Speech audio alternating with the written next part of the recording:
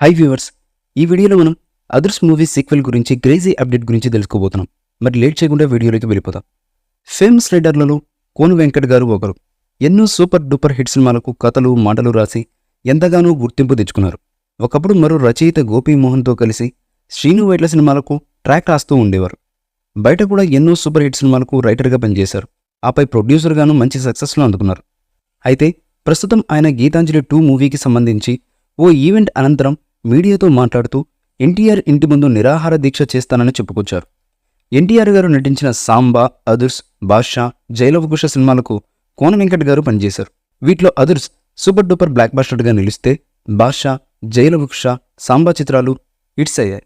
ఇక అదుర్స్ సినిమాలో ఎన్టీఆర్ నటనకు ప్రేక్షకులు ఫిదా అయ్యారు. ఎన్టీఆర్లో ఈ రేంజ్ కామెడీ యాంగిల్ కూడా ఉందా అని దర్శక నిర్మాతలు సైతం ఆశ్చర్యపోయారు. చారీ పాత్రలో ఎన్టీఆర్ కామెడీ సినిమాకు హైలైట్గా నిలవడమే కాదు, సినిమా సక్సెస్కు ప్రధాన కారణంగా నిలిచింది. అలాంటి అదృష్ట చిత్రానికి సీక్వెల్ వస్తే బాగుండని అభిమానులు, సినీ ప్రేక్షకులు కోరుకోకుండా ఉండరు అనడంలో సందేహమే లేదు. తాజాగా ఇదే విషయాన్ని కోన వెంకట్ గారు చెప్పుకొచ్చారు. అదృష్ట 2 గురించి మాట్లాడుతూ ఆ సినిమాలో చారీగా ఎన్టీఆర్ చేసిన నటన ఇంకెవరూ చేయలేరు. ఆ సినిమాకి సీక్వెల్ తీసుకురావాలని నాకు ఎప్పటినుంచో ఉంది. ఆ సీక్వెల్ కథ రాసుకున్న తర్వాత ఎన్టీఆర్ గారి ఇంటి ముందు నిరాహార దీక్ష చేసైనా ఎన్టీఆర్ గారిని ఆ సీక్వెల్కి ఒప్పిస్తా అంటూ కోన వెంకట్ గారు తెలపడం విశేషం. మరి ఎన్టీఆర్ గారు ఒప్పుకుంటారా? అదర్స్ రేంజ్లో అదర్స్ మూవీ సీక్వెల్ను, కథను కోన వెంకట్ గారు సిద్ధం చేస్తాడా అనేది వేచి చూడాలి.